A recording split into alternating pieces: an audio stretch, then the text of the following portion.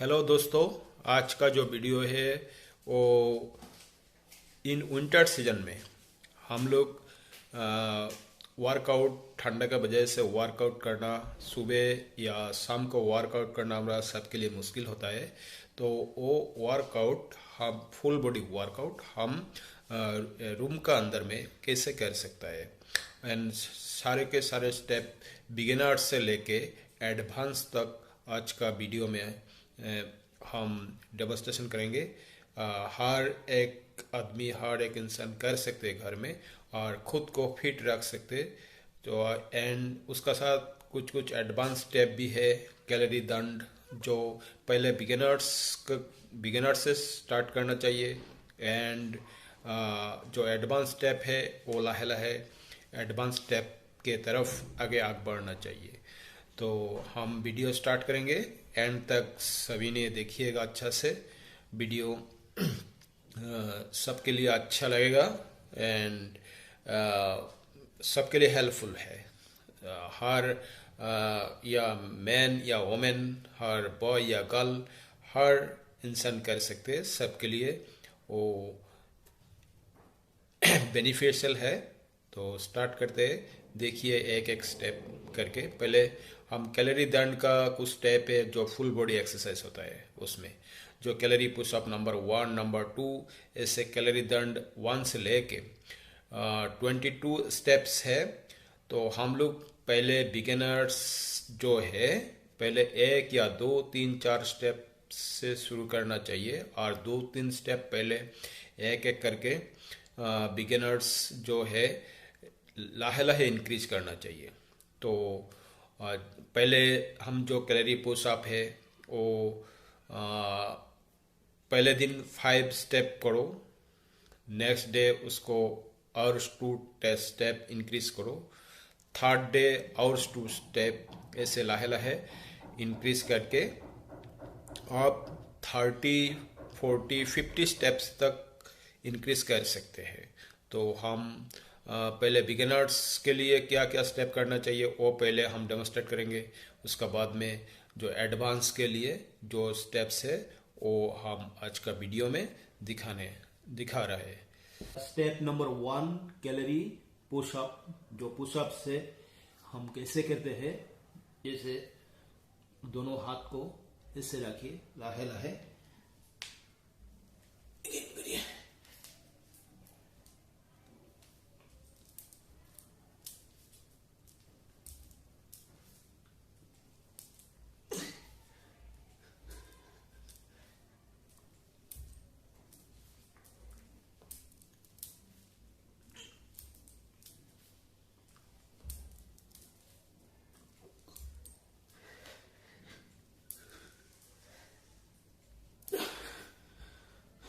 Steps number 2.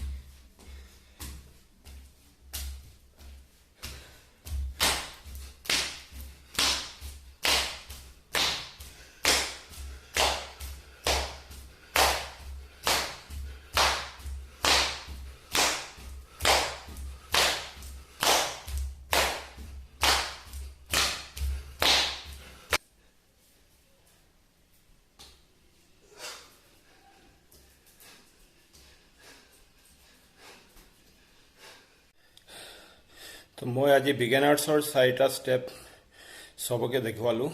এই 4টা step লাহে লাহে ট্ৰাই কৰিব। একেদিনেতো আৰু সবে 50টা মাৰিব নোৱাৰিব। প্ৰথম ষ্টেপটো ঘৰতে বহি ক'ৰবাত ৱাৰ্কআউট বাহিৰত যাব দৰকাৰ নাই ইন উইণ্টাৰ ছিজনত, কাৰণ উইণ্টাৰ ছিজনত ৰাতিপুৱা বহুতো কুঁৱলী থাকে বা ইভিনিং সময়ত আমাৰ সময় নহয়, বাহিৰত ওলাবলৈ সময় নহয়। গতিকে আমি ঘৰতে বহি এই বিগিনিং 4টা ষ্টেপছ আমি সবে কৰিব পাৰোঁ এটা ৰুমৰ ভিতৰতেই। তাৰ কাৰণে ঠাণ্ডাৰ বতৰত বাহিৰত যাব প্ৰয়োজন নাই। প্ৰথম ষ্টেপটো যোনটো আছে সেইটো আপোনাৰ খোজ কঢ়াৰ কাম কৰিব। আপুনি যদি সেইটো 50টা ষ্টেপ ডেইলি কৰিব পাৰে তেনেহ'লে আপুনি যোনটো 2 কিলোমিটাৰ খোজ কাঢ়িব বা 2 কিলোমিটাৰ ৰান কৰি যোনটো কৰিব পাৰিব, যোনটো গেইন হ'ব, সেই ফাৰ্ষ্ট ষ্টেপটোতেই সিমানখিনি গেইন হ'ব। সেইটো প্ৰথম দিন 10টা কৰিব, 20টা কৰিব, লাহে লাহে ইনক্ৰিজ কৰি যাব। নিশ্চয় চাব আপোনাৰ এই ইনক্ৰিজ কৰাৰ ক্ষমতাটো বাঢ়ি আহিব। ছেকেণ্ড ষ্টেপটো চেম ঠিক একেদৰে, সেইটো ইজি হয়। সবে প্ৰথম দিনা হয়তো 5টা কৰিব, ছেকেণ্ড দিনা 6টা 7টা, লাহে লাহে ডে বাই ডে ইনক্ৰিজ কৰি থাকিব। থাৰ্ড ষ্টেপটো ঠিক তেনেকুৱা আৰু ফ'ৰ্থ ষ্টেপটো ঠিক তেনেকুৱা। লাহে লাহে কৰি সবে কৰি যাওক। চাব ইয়াৰ পৰা সবৰ ফিজিকেল বেনিফিট 100% হ'ব। আৰু আজিৰ যুগত আমি ফিজিকেল এক্টিভিটিজটো কৰা একান্ত প্ৰয়োজন, যেহেতু আমি ফিজিকেল পৰিশ্ৰম যিটো আছে, দৈহিক পৰিশ্ৰম যিটো আছে, সেইটো আমি কোনেও নকৰোঁ। সবে আজিকালি আমি চিটিং ৱাৰ্ক কৰি আছোঁ, মেক্সিমামেই হওক চিটিং ৱাৰ্ক কৰি আছোঁ, আৰু আমাৰ ফিজিকেল বা দৈহিক পৰিশ্ৰমটো একেবাৰে হোৱা নাই। তো তাৰ কাৰণে ৰাতিপুৱা নিজকে কমচে কম মিনিমাম 30 to 40 মিনিটছ সময় উলিয়াই টাইম দিয়ক ডেইলি, আৰু সেইটো ডেইলি ৰুটিনৰ অন্তৰ্ভুক্ত কৰক। সবৰে বেনিফিট হ'ব। নিজকে ফিট ৰাখিব পাৰিব, নিৰোগী ৰাখিব পাৰিব, স্বাস্থ্যৱান ৰাখিব পাৰিব। আৰু তাৰ কাৰণে আমি অলপ খোৱা বোৱাৰ ক্ষেত্ৰতো ধ্যান দিব লাগে, যেহেতু আজিৰ যোনটো ট্ৰেণ্ড চলি আছে ফাষ্টফুডৰ ওপৰত। সবে আমি ফাষ্টফুড খাবলৈ আগ্ৰহী, ফেমিলি হওক, সৰু বাচ্চা হওক, যি হওক, সৰুৰে পৰা ডাঙৰলৈকে আজিকালি ফাষ্টফুডটো বেছি প্ৰেফাৰ কৰি আছে। যোনটো হয়তো পিজ্জা হওক বা বাৰ্গাৰ, এইবিলাকত বেছি প্ৰেফাৰ কৰি আছে। যোনটো বাহিৰা ষ্টেটত বা বিদেশত, কাণ্ট্ৰিবিলাকত সবে এতিয়া বৰ্জন কৰি আছে। আৰু সেইটো আমি ভাৰতীয় মানুহে সেইখিনি আমি এডপ্ট কৰি লৈ আছোঁ। বেয়া বস্তু খোৱা, এই ফাষ্টফুড খোৱাখিনি আমি লৈ আছোঁ। তাৰ ফলত কি হৈ আছে, আমাৰ আজিকালি প্ৰেছাৰ, ডায়েবেটিছ, কলেষ্ট্ৰল বেমাৰটো সবৰ এক্সেছ হৈ আছে, বেছি হৈ আছে। সব মানুহৰে হৈ আছে। মেক্সিমাম আজিৰ যুগত 60, 70, 80% মানুহৰ ডায়েবেটিছ পেচেণ্ট ওলাই আছে। একমাত্ৰ খোৱা বোৱাৰ কাৰণে এনেকৈ হৈ আছে। ফিজিকেল এক্টিভিটিছ বোলোতে আমাৰ একোৱেই নাই, কিন্তু আমি খোৱা বোৱাখিনি ক্ষেত্ৰত একো ধ্যান নাই, কাৰোবাৰ একো সময় নাই, যাৰ ফলত আমি বাহিৰা খানা বা ৰেষ্টুৰেণ্টত খানা খাই আছোঁ বা ফাষ্টফুড খাই আছোঁ। দুপৰীয়া যোনে বাহিৰত কাম কৰি আছে, চেলছত হওক বা মাৰ্কেটিঙত হওক, য'ত হওক, আমি দুপৰীয়া খানাখিনি কি কৰি আছোঁ, হয়তো ৰোল খাই আছোঁ, বাৰ্গাৰ খাই আছোঁ, পিজ্জা খাই আছোঁ, ফাষ্টফুডকে বেছি প্ৰেফাৰ কৰি আছোঁ চবে। সেই ফাষ্টফুডৰ পৰা যে আমাৰ কিমান দৈহিক ক্ষতি হৈ আছে বা ফিজিকেল কিমান আমাৰ ডেমেজ হৈ আছে, সেইখিনি অলপ বয়স হ'লে চবে গম পায়। বা আজিকালি লিভাৰৰ বেমাৰটো বেছি হৈ আছে। কিহৰ কাৰণে? একমাত্ৰ সেইটো কাৰণে। লিভাৰত আমাৰ এক্সেছ ফেট জমা হৈ আছে, যিখিনি আমি খোৱা খাই আছোঁ, সেই খোৱাখিনি বাৰ্ণ নহয়, আমাৰ এক্সাৰচাইজ নকৰাৰ কাৰণে বাৰ্ণ নহয়। সেইখিনি আমাৰ বডিত এক্সেছ কেলৰি জমা হৈ ফেটি লিভাৰ হৈ আছে, লিভাৰ চিৰচিছ হৈ আছে। সেই লিভাৰৰ প্ৰব্লেমটো চবৰ বেছি হৈ আছে। আৰু আমাৰ ষ্টমাক লেভেলটো হৈছে মেইন। সেই বস্তুটো যদি আমি ঠিক কৰি ৰাখিব নোৱাৰোঁ, তেনেহ'লে আমাৰ এণ্টাৰ বডিটোত বিভিন্ন ধৰণৰ বেমাৰৰ সৃষ্টি হ'ব।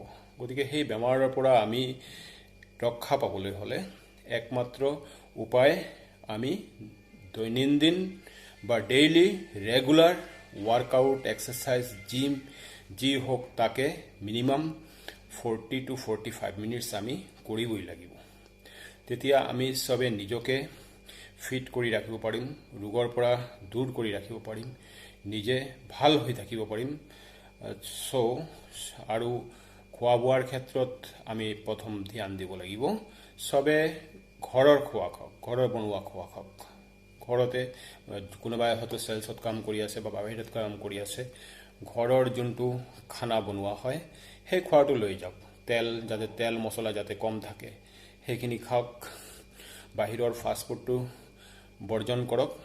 মাহৰ মূৰত এদিন দুদিন খাই আছে সেয়া একো নহয়, বা ক'ৰবাত অকেশ্যনেলি খাই আছে সেইটো একো নহয়। কিন্তু ৰেগুলাৰ যদি এইটো আমি এড কৰোঁ আমাৰ খাদ্য তালিকাত, সেয়া অতি কম সময়ৰ ভিতৰত আমাৰ কলেষ্ট্ৰল, হাই ব্লাড প্ৰেছাৰ, চুগাৰ সেইখিনি পাবই পাব। গতিকে সেইখিনি আমি বৰ্জন কৰিবই লাগিব এনিহাও, যদি আমি নিজকে ফিট আৰু সুস্থ আৰু নিৰোগ কৰি ৰাখিব বিচাৰোঁ। চবেই কৰক এইটো। ব্যায়াম আৰু এক্সাৰচাইজ, ৱৰ্কআউট, জিম চবৰ কাৰণে আজিকালি জীয়াই থকাৰ এইটোৱে হৈছে মূল মন্ত্ৰ। জীয়াই আৰু সুস্থ থকাৰ এইটো মেইন মূল মন্ত্ৰ। আমি কাৰোবাৰ ডায়েবেটিছ হৈ গ'ল বা চুগাৰ হৈ গ'ল এবাৰ যদি ধৰি লয়, তেনেহ'লে সেই বেমাৰটো আৰু কেতিয়া ভাল নহয়। আৰু সেইটো প্ৰথমত আপোনাৰ প্ৰেছাৰ হ'ব, হাই ব্লাড প্ৰেছাৰ হ'ব, হাই BP হ'ব, কলেষ্ট্ৰল লেভেলটো বাঢ়িব, ইউৰিক এচিড হ'ব, থাইৰইড হ'ব। তাৰপিছত লাহে লাহে গৈ যেতিয়া চুগাৰটো ধৰিলে, সেইটো আপোনাৰ শৰীৰত এটা চাইলেণ্ট কিলাৰ হিচাপে বডিটোত আমাৰ সোমায় আৰু লাহে লাহে আমাৰ বডিৰ অৰ্গেনবিলাক নষ্ট কৰে। যেতিয়া চুগাৰ লেভেলটো বেছি হ'ব, কিডনি বেয়া হ'ব, চকুৰ প্ৰব্লেম হ'ব, লাহে লাহে আমাৰ ভিতৰত সেইটো চাইলেণ্ট কিলাৰ হিচাপে এটা অৰ্গেনক আমাক শেষ কৰি পেলাব। তো গতিকে সেইটো হোৱাৰ আগৰ পৰা আমি সাৱধানতা অৱলম্বন কৰিব লাগিব। আৰু ইয়াৰ পৰা একমাত্ৰ উপায় কোনো মেডিচিন নহয়, অনলি জিম, ৱৰ্কআউট, এক্সাৰচাইজ। সেইখিনি যদি আমি ৰেগুলাৰ কৰি থাকোঁ, তেনেহ'লে সেয়া কেতিয়াও আমাৰ ক্ষতি কৰিব নোৱাৰে বা আমাৰ দেহাটো ইয়াৰ পৰা আমি বচাই ৰাখিব পাৰিম। তো চবে ট্ৰাই কৰক, নিশ্চয় ভাল হ'ব, সুস্থ থাকক, সেয়া মই কামনা কৰোঁ। বেষ্ট অফ লাক চবকে। বন্ধুসকল, আজিৰ এই ভিডিঅ'টোত সম্পূৰ্ণ আমি ফিটনেছটোৰ ওপৰত ডিছকাছ কৰিম। আমি ষ্টাৰ্টিংটো কেনেকৈ কৰিম বা ফিটনেছটো আমি কেনেকৈ বজাই ৰাখিব পাৰিম। আজিৰ যুগত হেল্থৰ ওপৰত আমি বহুতেই কনচিয়াছ নহয়, যাৰ কাৰণে দিনে দিনে ৰোগ বেমাৰ ইত্যাদি বাঢ়ি গৈ আছে। আমি মেডিকেল ছেক্টৰটো চালে আপুনি অসমৰ নহয়, গোটেই ভাৰতৰ যিকোনো ষ্টেটত যাওক, য'তেই যাওক, বিশেষকৈ অসমৰ কথা আৰু বেংগলৰ কথাটো বাদেই, য'তেই যাওক, প্ৰতিটা গভৰ্ণমেণ্ট ছেক্টৰ হস্পিটেল আৰু প্ৰাইভেট ছেক্টৰ হস্পিটেলত অসংখ্য ৰোগী ভৰি আছে। আপুনি ডায়েগনচিছ চেণ্টাৰত যাওক, তাত অসংখ্য ৰোগীৰে ভৰি আছে। ক'ৰবাত জাগা নাই, লাইন দি থিয় হ'ব লাগে ট্ৰিটমেণ্ট কৰাৰ কাৰণে। ইয়াৰ কাৰণটো কি? আগততো বেমাৰ ইমান নাছিলে, মানুহৰ ইমান ৰোগ ব্যাধি আছিল, এতিয়া কিয় হৈ আছে? তো সেইখিনি ডিটেইলছ আজি গোটেই আলোচনা কৰিম। চবে ভিডিঅ'টো চাব ফাৰ্ষ্টৰ পৰা লাষ্টলৈকে। আৰু তাৰ কাৰণে কিছুমান প্ৰতিকাৰ আছে, সেইখিনিও মই ডিটেইলছ বহলাই আপোনালোকৰ লগত শ্বেয়াৰ কৰিম। নিশ্চয় চালে চবে উপকৃত হ'ব। আমি কেনেকৈ নিজকে মেইনটেইন কৰিব লাগে। আমাৰ এতিয়া যোনটো লাইফষ্টাইল আছে, সেই লাইফষ্টাইলটো সম্পূৰ্ণ পৰিৱৰ্তন হৈছে। আমাৰ জীৱনশৈলীটো পৰিৱৰ্তন হৈছে। আমি বেছি আৰামত গুচি গৈ আছোঁ। এই আৰাম কৰিবলৈ গৈ আমাৰ ৰোগ ব্যাধি অত্যধিক পৰিমাণে হৈ আছে, খুব বেছিকৈ ৰোগ ব্যাধি হৈ আছে। সেইটোৱেই মূল কাৰণ। আমি খোৱা বোৱাত একো মেইনটেইন নাই, আমি ফিজিকেল এক্টিভিটিটো বিলকুল কৰা নাই। আমি কি কৰি আছোঁ, মেণ্টেল প্ৰেছাৰ লৈ আছোঁ, মেণ্টেলি কৰি আছোঁ। যোনে যোনে জব কৰি আছে, চৰকাৰী চাকৰি হওক বা প্ৰাইভেট ছেক্টৰ চাকৰি হওক, চাকৰিৰ কাৰণে গোটেই দিনটো দৌৰি আছে, নিজৰ দেহাটোত আধা ঘণ্টা বা 1 ঘণ্টা সময় দিবলৈ আমাৰ হাতত সময় নাই। আৰে ভাই, দেহাটো যদি আমাৰ ভালেই নাথাকে তেনেহ'লে আমি ইন ফিউচাৰত গৈ জবটো কেনেকৈ কৰিম বা চাকৰিটো কেনেকৈ কৰিম, ব্যৱসায়টো কেনেকৈ কৰিম। গতিকে আমাৰ মেডিকেল এক্সপেন্সখিনি দিনে দিনে বাঢ়ি গৈ আছে, আৰু মেডিকেল এক্সপেন্সটো আজিৰ ডেটত চবতকৈ এক্সপেন্সিভ, জীৱন শৈলীৰ ভিতৰত চবতকৈ এক্সপেন্সিভ হৈছে মেডিকেল ছেক্টৰটো। এইটো চবৰ জীৱনতেই আছে, মেডিকেল ট্ৰিটমেণ্টটো চবৰে বেমাৰ আদি হৈ আছে। আমাৰ মেডিকেল ছেক্টৰত আমাৰ ফেমিলি বাজেটৰ পৰা এটা বছৰি বৃহৎ পৰিমাণৰ ধন তাতেই খৰচ হয়। এতিয়া ফেমিলিত যদি 5 জন বা 10 জন মানুহ থাকে, সেই মানুহখিনিৰ বেমাৰ আজাৰ হৈ আছে গোটেই বছৰ, আৰু এটা অলপ ডাঙৰ বেমাৰ হ'লে তাতে লাখ টকা। আপুনি প্ৰাইভেট ছেক্টৰ হস্পিটেললৈ যাওক, এদিনতেই আপোনাক বিভিন্ন ধৰণৰ টেষ্ট দিব। এটা টেষ্ট এক্সপেঞ্চিভ হয়, 10,000 টকা, 15,000 টকা। তেজৰ নমুনা কৰক, এইটো কৰক, সেইটো কৰক। গতিকে এটা বেমাৰ হ'লে আমাৰ লাখ টকা পকেটৰ পৰা গুচি গৈ আছে। প্লাছ আমি শাৰীৰিকভাৱে বহুতো কমজোৰ হৈ গৈ আছোঁ। তো সেইখিনিৰ পৰা বাচিবলৈ হ'লে মেডিচিনেই সম্পূৰ্ণ নহয়, যে আমি মেডিচিন লৈ আছোঁ আৰু মেডিচিন অলপমান খাই দিলোঁ, ভাল হ'লোঁ, সেয়া নহয়। আমাৰ জীৱনশৈলীটো পৰিৱৰ্তন কৰিব লাগিব, আমাৰ লাইফষ্টাইলটো পৰিৱৰ্তন কৰিব লাগিব। প্ৰথম কথা হৈছে, আমি যোনটো খোৱা বোৱা খাই আছোঁ, এই খোৱা বোৱাখিনি অৰ্গেনিক নহয়, কমপ্লিটলি সেইখিনি মেডিচিন দিয়া খোৱা। আজি শাক পাচলিৰ পৰা আৰম্ভ কৰি ফল মূল ইত্যাদিলৈকে যিমানখিনি খোৱা বোৱা আমি খাই আছোঁ, গোটেইখিনি খোৱাৰ ভিতৰত জৈৱিক সাৰ, ৰাসায়নিক সাৰ, পেষ্টিচাইড, মেডিচিন ইউজ কৰা গৈ আছে। প্ৰডাকশ্যন বৃদ্ধি কৰিবলৈ খেতিয়কে সেইবোৰ ইউজ কৰে।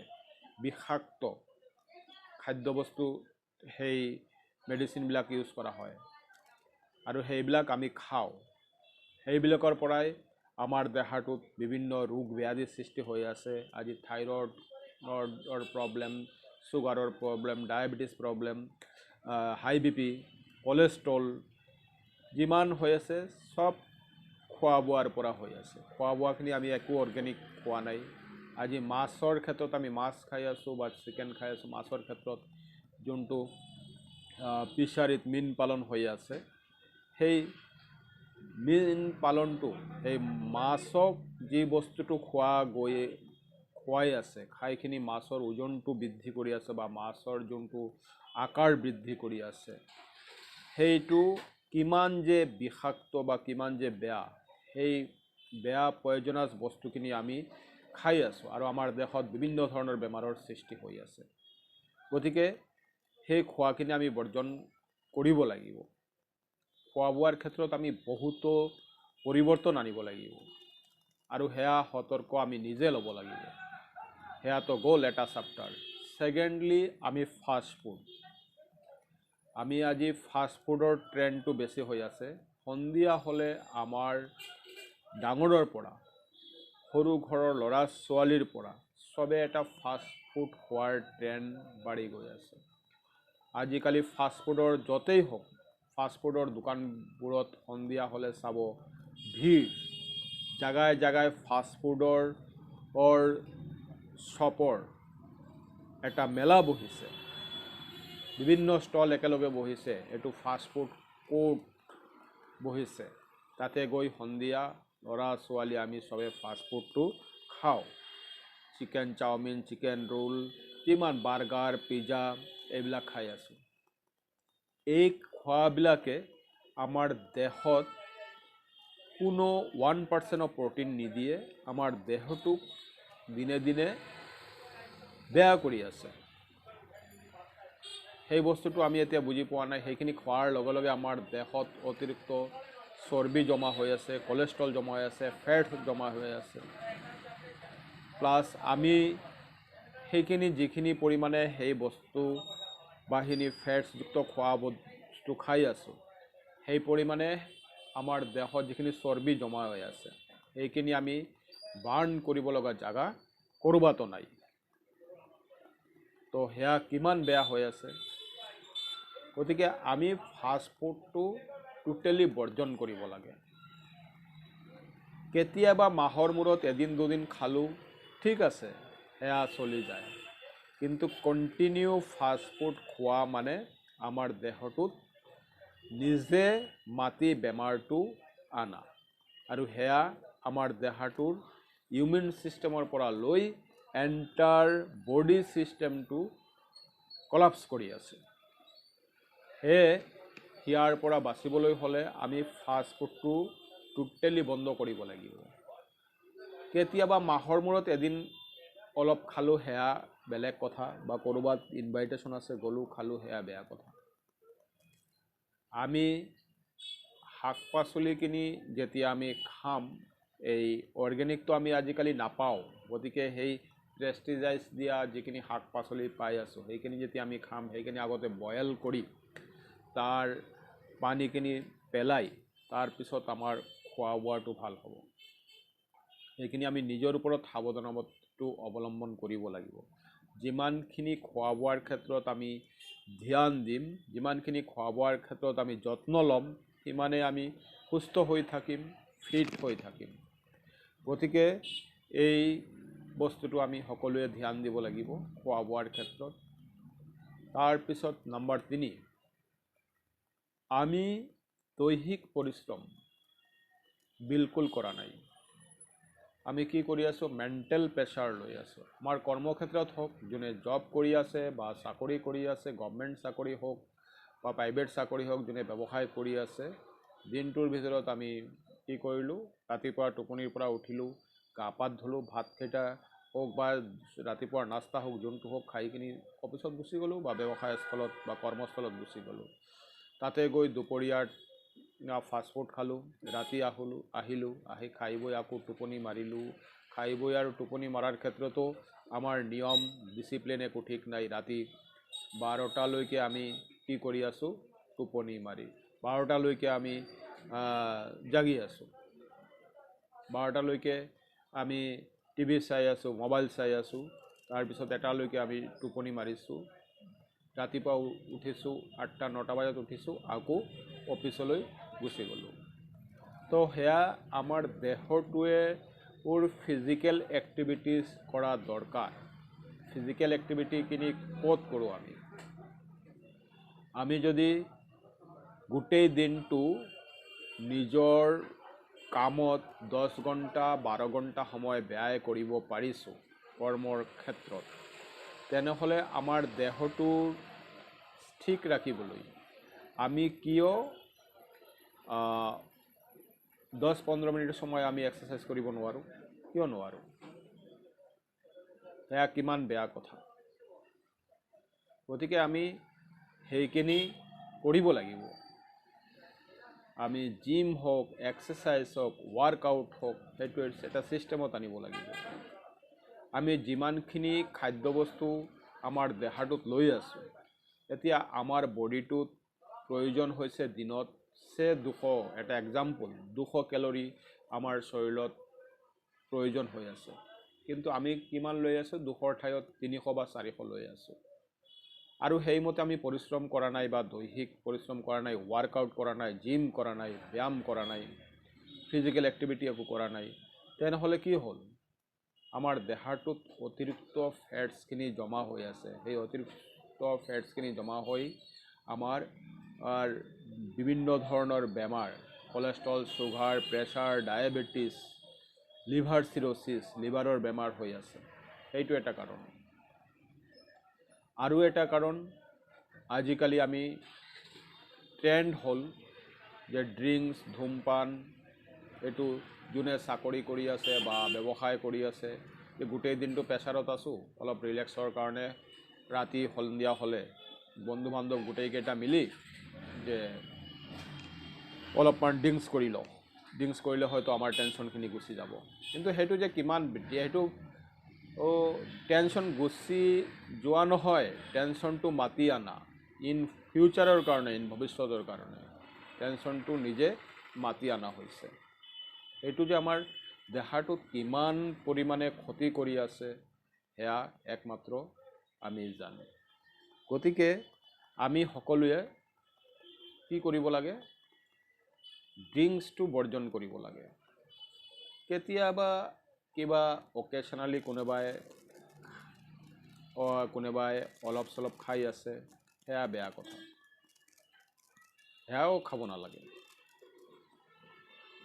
আৰু ধূমপান গুটকা চিগাৰেট বিড়ি এইবোৰ বস্তু আমি টোটেলি বৰ্জন কৰিব লাগে। গতিকে দেহা ছিষ্টেমটো কমপ্লিটলি ঠিক কৰি ৰখা বা ধৰি ৰখা আমাৰ নিজৰ হাতত।